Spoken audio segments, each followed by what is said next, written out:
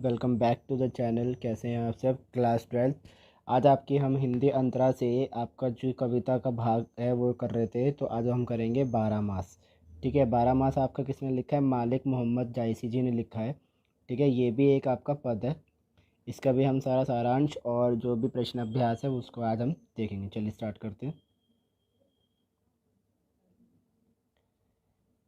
12 मास मालिक मोहम्मद जायसी द्वारा रचित महाकाव्य पद्मावत के नागमती वियोग खंड का एक अंश है। 12 मास एक वो महाकाव्य है जिसमें पद्मावत के नागमती वियोग खंड, ठीक है, का एक अंश है। इस खंड में राजा रत्नसेन के वियोग में संतृप्त रानी नागमती की विरह व्यथा का वर्णन किया गया है। इस खंड के अंदर क्या बताया गया है कि जो राजा रत्नसेन थे उनका जो वियोग जो नहीं सह पाई, कौन? रानी नागमती। उनका जो विरह था उसके बारे में वर्णन है। ठीक है, इस पूरे अंश में साल के विभिन्न महीनों में नागमती की स्थिति का वर्णन किया गया है। 4 महीनों का वर्णन इस अंश में किया गया है। अगहन मास वर्ष का 9वां महीना, पौष मास जैसे अगहन के बाद जो आता है माघ और फागुन। तो बेटा देखो, यही जो मास इसके अंदर बताए गए हैं यही हमारे कैलेंडर में भी होते हैं। ठीक है, पौराणिकताओं के अनुसार हमारे ये 4 जो है अलग अलग महीने होते हैं और सबका ही अपना अलग अलग महत्व होता है। ठीक है, तो चलिए शुरू करते हैं।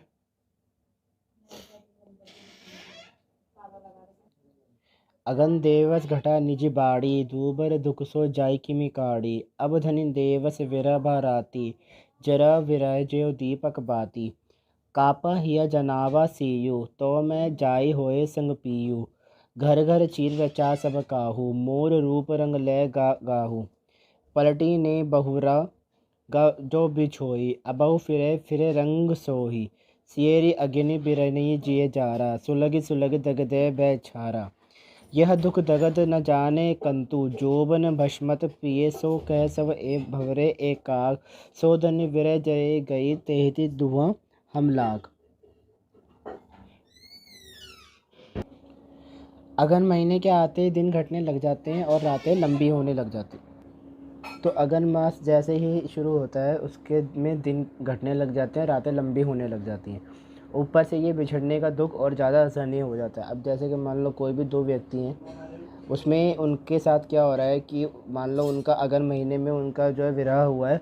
तो जो व्यक्ति जिससे बिछड़ा है, जो व्यक्ति किसी से अगर बिछड़ा है तो जो इंतज़ार कर रहा है किसी का, तो उसके लिए तो ये और भी बड़ा दुखदाई और ज़्यादा असहनीय हो जाता है। क्यों? क्योंकि अगन मास में क्या होता है, जो दिन घट जाते हैं और रातें लंबी हो जाती हैं। अब जैसे कि इसमें बताया कि राजा रत्नसेन जो है अपनी नागमती के बारे में, ठीक है, नागमती जो अपने पति रत्नसेन का वियोग नहीं सह पा रही है, तो अब पति के वियोग में दिन भी रात की तरह कष्टदायी होने लगा है और जो विरह की अग्नि है वह नागमती को एक दिए की बातें की तरह जला रही है। यहाँ पे क्या मतलब है कि जो विरह है वो रानी नागमती को एक दिए की बाती जला रहा है। क्यों? क्योंकि ये जो विरह की अग्नि है ये बहुत ही कष्टदायी है। किसके लिए? रानी नागमती के लिए असहनीय है। इस दर्द भरी सर्दी में नागमती का हृदय भी पति के वियोग में कांपने लगा है और यह सर्दी उन पर असर नहीं करती जो अपने प्रियतम के साथ है या जिनके जीवन साथी उनके साथ हैं। ठीक है, अब अगन मास है। अगन मास का मतलब देखो सर्दी है। ठीक है, सर्दी इसलिए क्योंकि रातें लंबी हो जाती है और दिन घटने लग जाते हैं। तो दर्द भरी सर्दी में नागमती का जो हृदय सर्दी के मारे, जैसे सर्दी में इंसान कपकपाता है ना, ऐसी उस वियोग के कारण, अपने पति के वियोग के कारण वो भी जो है कांपने लग रही है। और ये सर्दी उन पर भारी नहीं पड़ती। किन पे भारी नहीं पड़ती? जो अपने जीवन साथी के साथ है या जिनके साथ उनके जीवन साथी हैं। पूरे घर में सर्दी से बचने के लिए कपड़े तैयार किए जा रहे हैं, लेकिन नागमती कहती है कि मेरा रूप सौंदर्य तो मेरे प्रिय अपने साथ ले गए हैं। अब देखो वहाँ पे ऐसा हो रहा होगा कुछ पूरे घर में। अब रानी नागमती के घर में क्या हो रहा होगा कि कुछ ऐसा हो रहा होगा कि उनके घर में सर्दी से बचने के लिए सब कपड़े तैयार कर रहे होंगे, पर लेकिन रानी नागमती क्या कहती हैं कि मेरे पति तो मेरा रूप सौंदर्य ले गए हैं अपने साथ ही। ठीक है, उन्हें कोई मतलब ही नहीं है कपड़ों से। वो कह रही कि मेरा सौंदर्य तो मेरे पति अपने साथ ले गए हैं। एक बार जब से वो गए हैं, रानी नागमती कहती हैं, जब से मेरे प्रियतम गए हैं उसके बाद पलट कर नहीं आए। अगर मेरी किस्मत अच्छी हुई या सौभाग्य में वापस आते हैं तो मेरा रंग रूप मुझे वापस मिल जाएगा। जगह जगह सर्दी से बचने के लिए आग लगे जा रही है, लेकिन उसके मन में और उसके तन को तो विरह की अग्नि जला रही है, और यह अग्नि उसके तन मन को राख बना रही है। शायद मेरा यह दुख मेरे प्रियतम नहीं जानते, शायद तभी तो अग्नि में मेरा रंग रूप और यौवन सब भस्म हो रहा है। हे भंवरे, हे काग, हे कौवे, मतलब काग का मतलब क्या होता है? कौवा। मेरे प्रिय को ये संदेश दो कि तुम्हारी विरह की अग्नि में तुम्हारी पत्नी जल चुकी है और उसकी अग्नि के धुएं से ही हम काले हुए जा रहे हैं। तो देखो यहाँ पे ये मतलब है कि पूरे घर में तो देखो सब कपड़े बनाने की तैयारी कर रहे हैं, सर्दी से बचने के लिए आगे लग रही हैं, सब कुछ हो रहा है, सर्दी से बचने का हर एक तरह के उपाय किए जा रहे हैं। पर रानी जो नागमती है वो तो वियोग में इस तरह जले जा रही है, उसको तो वियोग इतना सहन नहीं हो रहा कि उसको अग्नि जला रही है, उसके रूप यौवन को, उसके तन को जला रही है, राख बना रही है। ठीक है, वो कहती है अगर मेरी किस्मत अच्छी होगी तो मेरे प्रियतम वापस ज़रूर आएंगे और शायद मेरा रूप यौवन वापस आ जाए।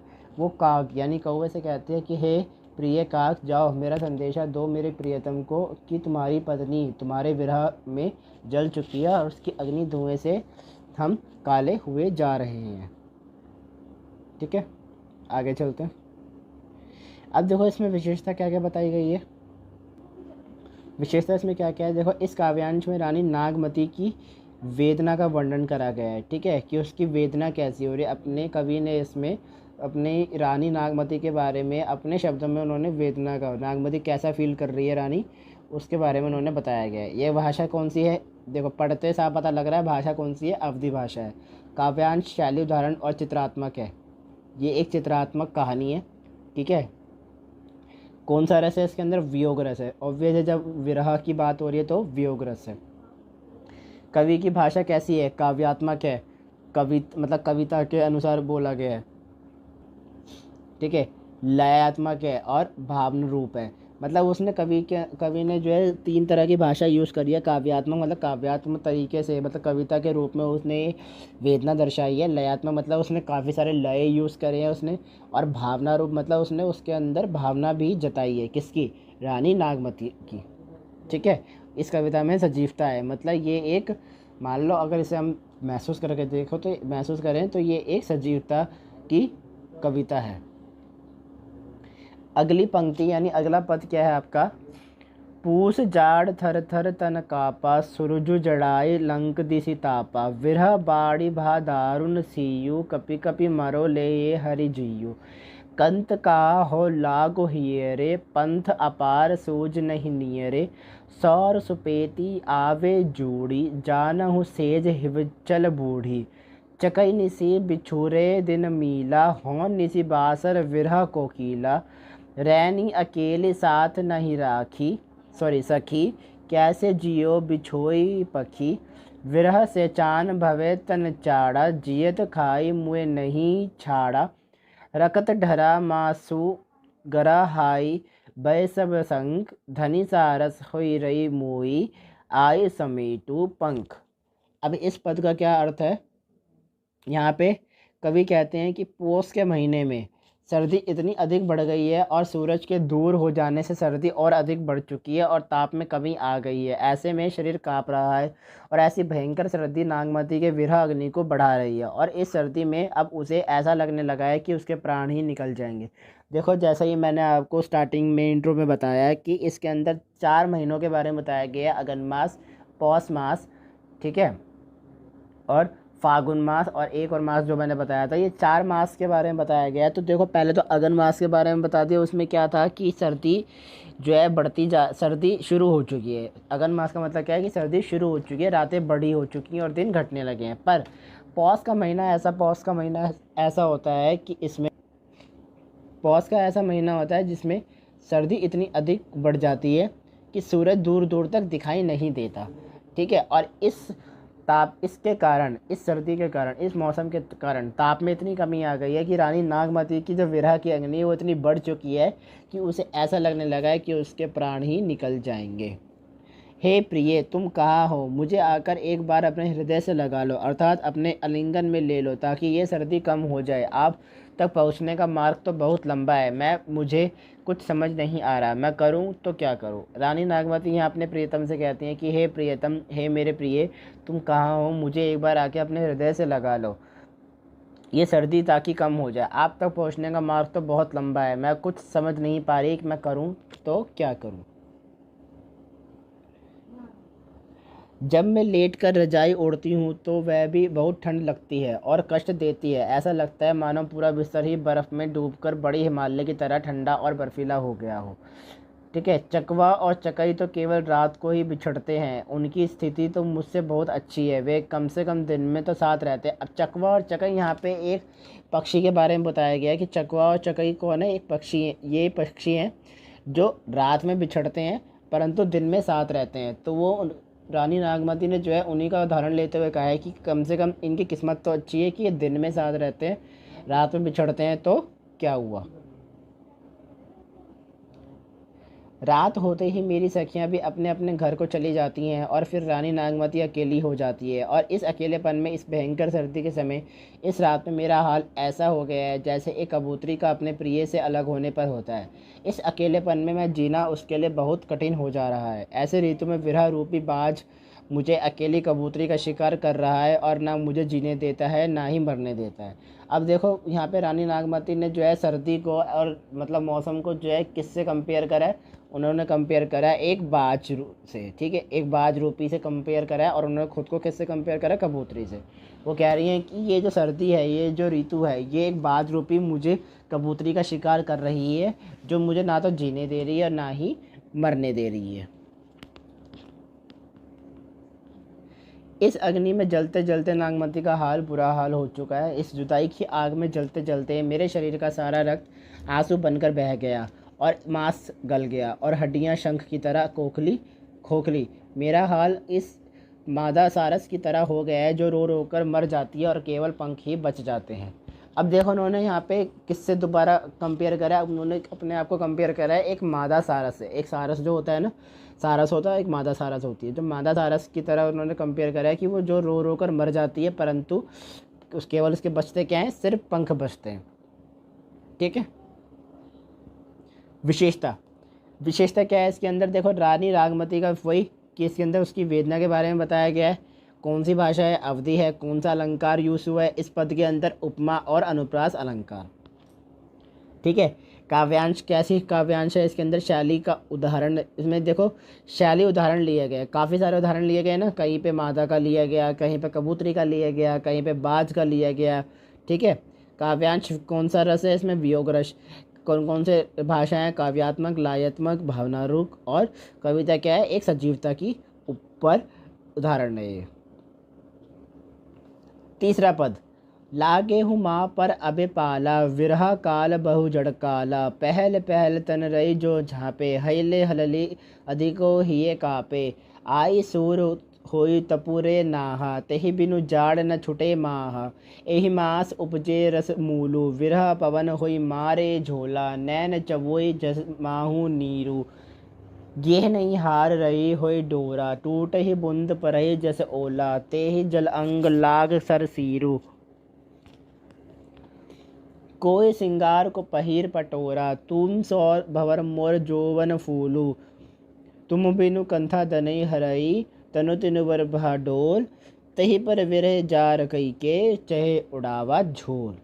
अब इस पद का क्या मतलब है? यहाँ पे कभी कहते हैं कि माघ।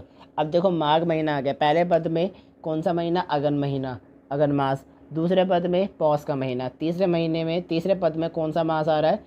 आपका मास आ रहा है माघ मास, जो काफ़ी अच्छा मास होता है। क्या है इसके अंदर? माघ महीने में लगने वाला, यानी पालना, यानी झूला पड़ने वाला झूला पड़ता है। सुबह सुबह ओस पड़ने लगती है। ठीक है, ठंड और ज़्यादा बढ़ जाती है। पति से अलग होने के बाद नागमती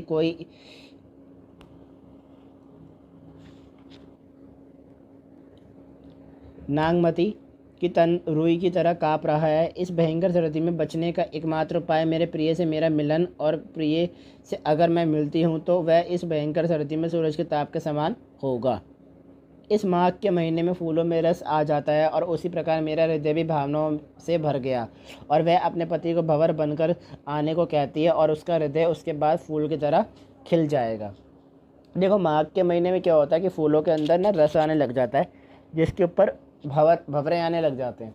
ठीक है, तो उन्होंने अपने आप को किससे कवर करा है, किससे कंपेयर करा है, उन्होंने खुद को एक फूल से कंपेयर करा है कि उनके अंदर भी रस आ गया है और वो चाहती हैं कि उनके जो प्रियतम है वो भी भंवरे का काम करे और आए। ठीक है, उन्होंने अपने पति को क्या कहा है कि अब ये जो सर्दी है, इस सर्दी से मुझे सिर्फ मेरे प्रियतम बचा सकते हैं और वो आएंगे तो किस सूरज का समान ताप समान होगा। ठीक है, जैसे सर्दी में कहते हैं ना एक अच्छी सी धूप मिल जाए तो इंसान को राहत मिलती है, तो ऐसी वो कह रही हैं कि अगर मेरे प्रियतम मेरे पास आते हैं तो वो एक सूर्य की ऊर्जा के समान होगा। पति से बिछड़ने के बाद उसकी आंखों में आंसू इस प्रकार बह रहे हैं जैसे बादलों से बरसात होती है और ये आंसू नागमती द्वारा पहने गए वस्त्रों को गीला कर रहे हैं और ये गीले वस्त्र उसे तीर की तरह चुभ रहे हैं। आंखों में गिरने वाली बूंदें ओले की तरह गिर रही हैं और इस भीषण सर्दी में जो उनकी आंखों से आंसू गिर रहे हैं उनकी बूंदें वो ओलों के समान लग रही है और जब हवा चलती है तो ये विरह की अग्नि और बढ़ जाती है।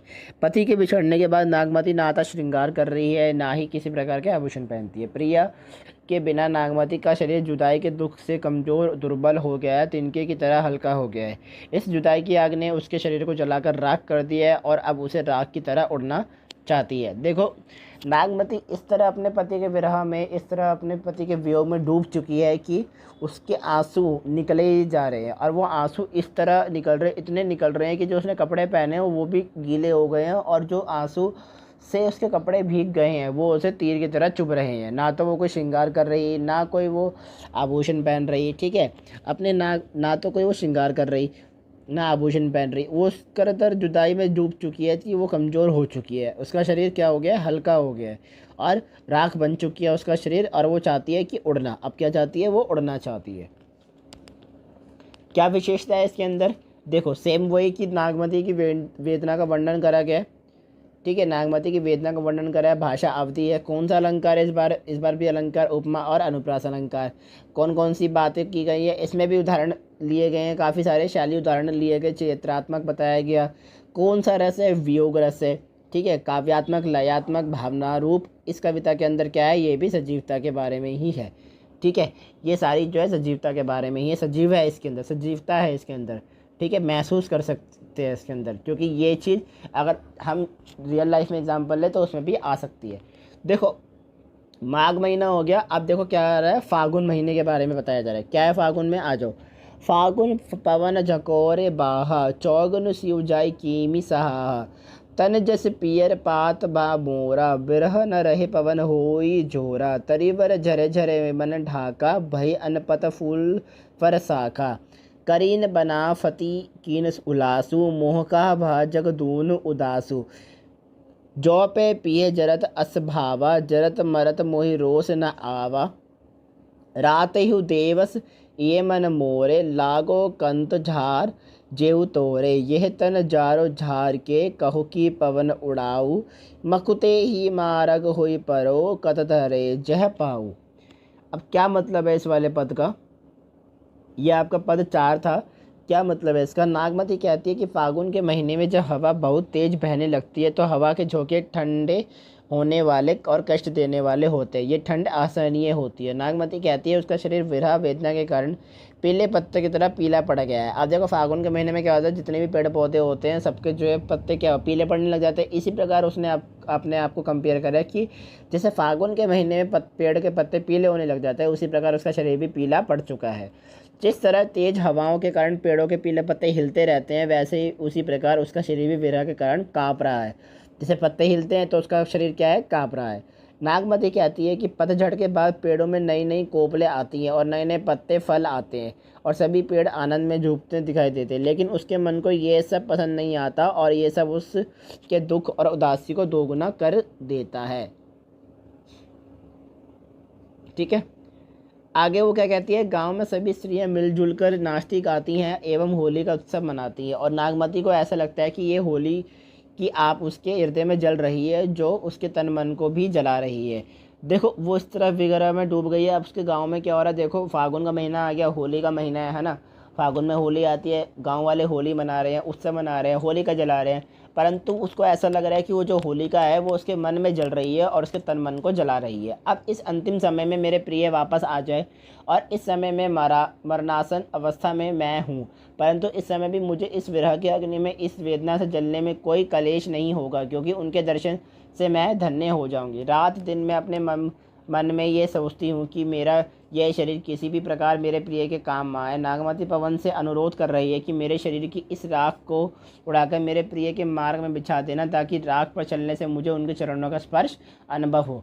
देखो वो इतना समर्पित अपने प्रियतम को, वो क्या कहती है, कहती कि मेरी इस राख को जो है ज़मीन पर बिछा देना, जब वो आए उनके चरणों का स्पर्श उन्हें अनुभव हो, मतलब नागमती को उसके चरणों का स्पर्श अनुभव हो। इतना वो अपने पति के लिए समर्पित है। इसमें क्या विशेषता है, इसमें भी वही विशेषता है कि वेदना बताई गई है। ठीक है, काव्यांश किसके ऊपर है, फागुन महीने में रानी नागमती के विरह का वेदना वर्णन किया गया। फागुन महीने के बारे में बताया गया। भाषा अवधि है। ठीक है, उपमा अनुप्रास अलंकार है, जो काफ़ी सुंदर तरीके से प्रयोग किए गए इस वाले पद में।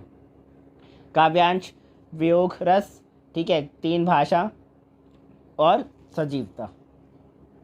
आ जाओ जी प्रश्न अभ्यास पे, आ जाओ जी प्रश्न अभ्यास करते हैं।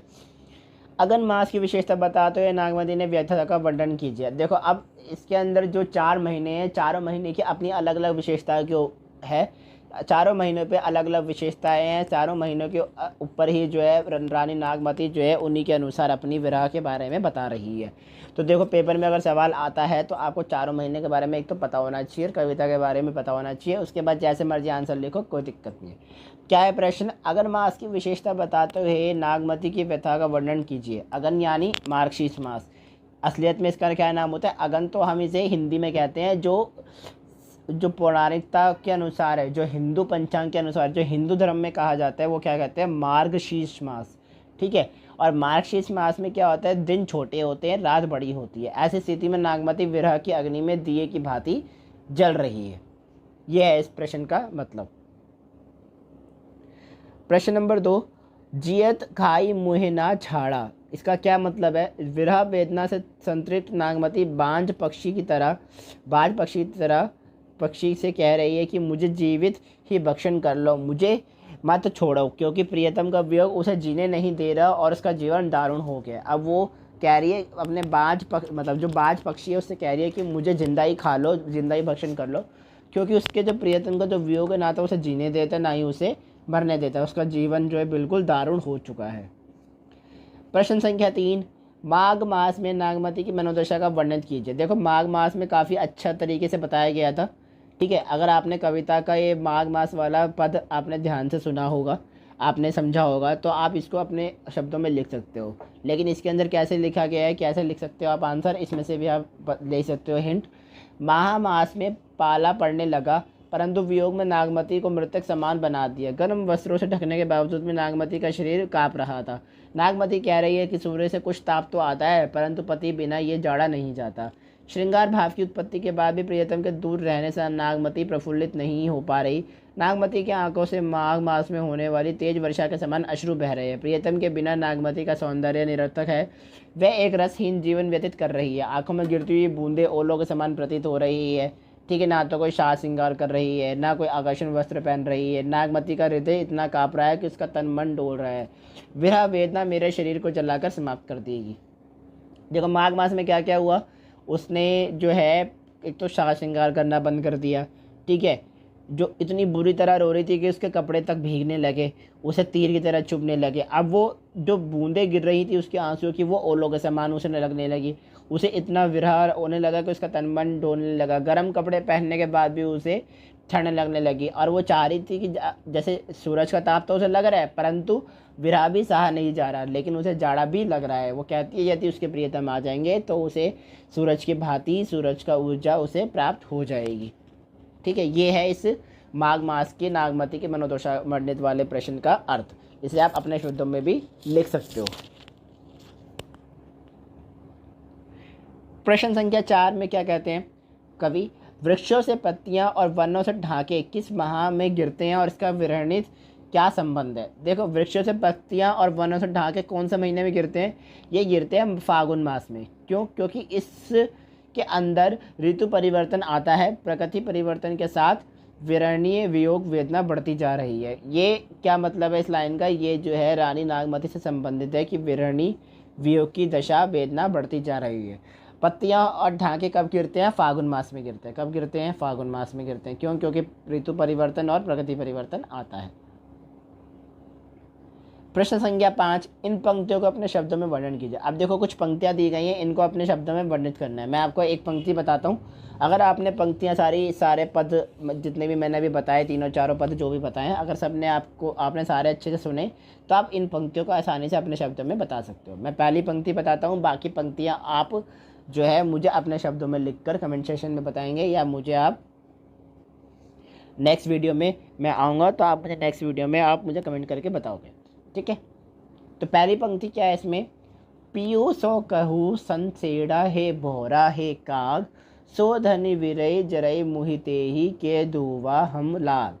वियोग की ज्वाला में जल रही नागमती कौवे भवरे से अपनी दारुण दशा का वर्णन पति रत्नासेन से संदेश द्वारा पहुंचाने का अनुरोध कर रही है। विरह अग्नि में जलती नागमती को ऐसा प्रतीत हो रहा है कि उसके धुएं के स्पर्श से ही कौवा व भवरे काले हो गए हैं।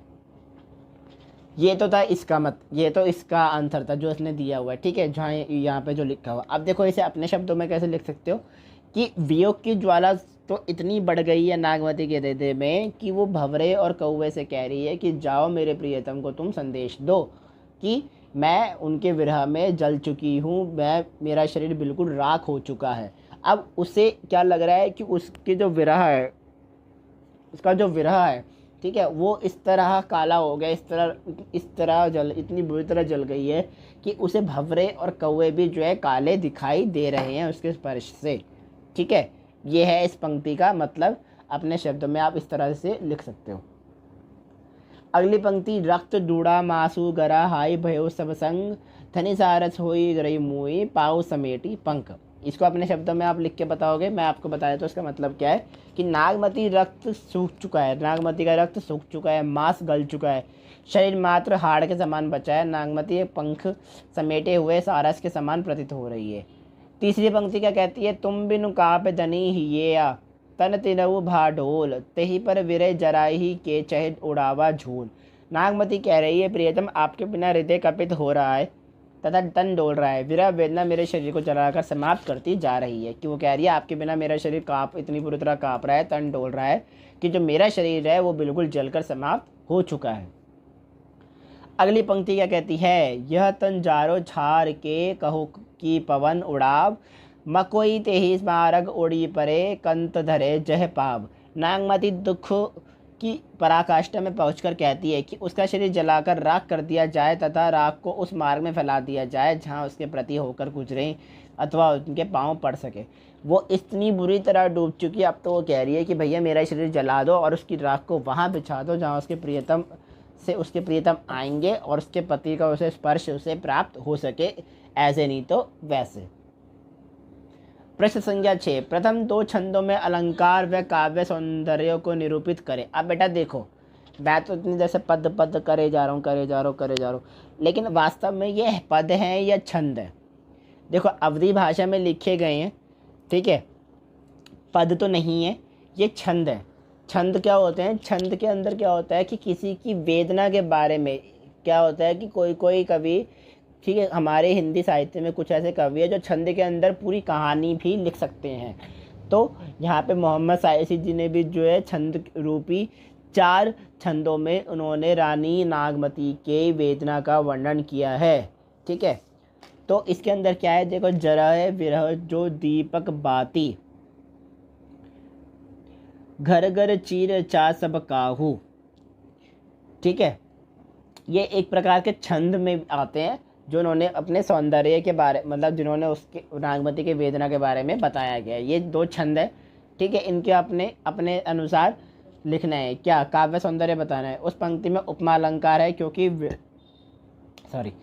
विरह अग्नि की तुलना दीपक से की गई है। घर घर चीर रचा सब काहू, पंक्ति में अनुप्रास अलंकार है। घर घर मतलब घ यानी वो आ रहा है, व्यंजन आ रहा है, क्योंकि अक्षरों में शब्दों की पुनरावृत्ति हुई है परंतु अर्थ समान है। अर्थ तो समान है परंतु अक्षर की क्या हो रही है? पुनरावृत्ति हो रही है। ये था आपका आज का चैप्टर 12 मासा मोहम्मद सायसी द्वारा. Thanks for this watching video. If you like this video, do this step as you know. Hit the bell icon, share the video, do valuable comments in comment section and subscribe the channel. Press the bell icon to get all notification of your videos. Thank you so much. Until then, bye bye. See you.